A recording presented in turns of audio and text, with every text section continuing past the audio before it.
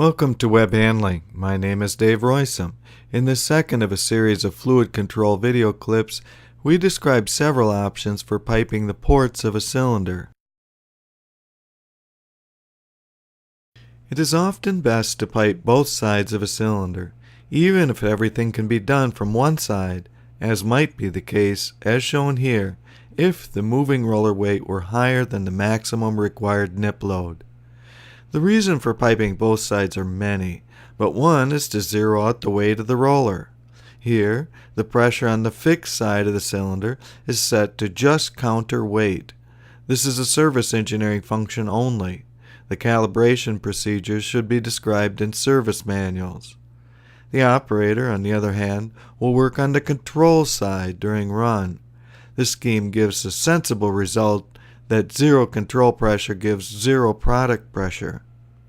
During raise or low or other non-run conditions, valve may engage other parts of a fluid control circuit, quite possibly changing the pressure on the fixed side so that the fluid exhausts.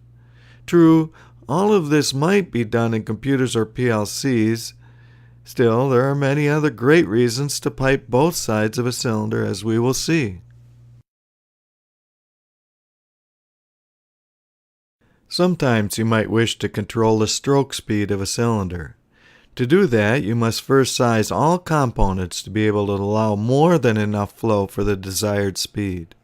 Then, use a needle or control valve to regulate speed. This is usually, but not always, done on the exhaust side. Needle valves are cheap. Control valves are more expensive but provide better regulation and are less sensitive to temperature and other factors. Some valve assemblies can regulate in one direction and flow freely in the other, or some can regulate flow in both directions. A very important note is that speed is only very approximate for pneumatics, but is a bit better for hydraulics.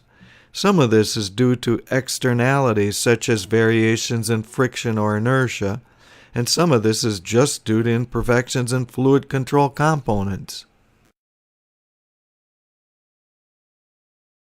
Sometimes you might wish to increase the stroke speed of a cylinder. Application examples in web handling include a clamp or a cutoff knife. Applications in assembly machines are much more numerous. Again, we size all components on the inlet side to be fast enough. Then, we consider a quick exhaust, also known as a quick dump, mounted directly on the exhaust port of the cylinder.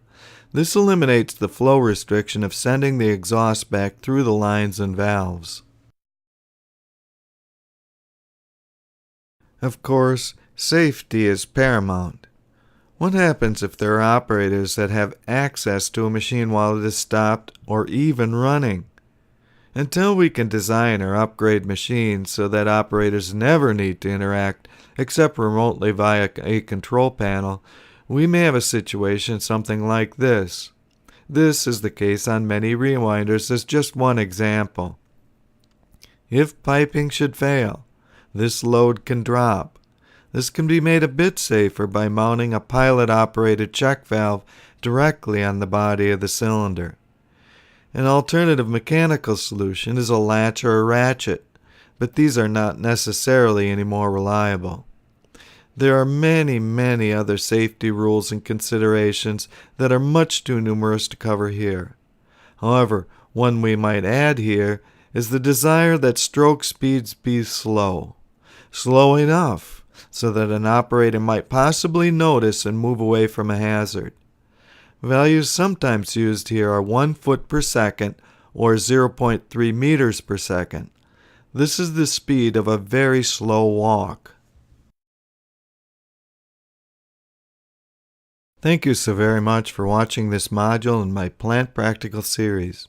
Please stay tuned for more fluid control design and maintenance tips.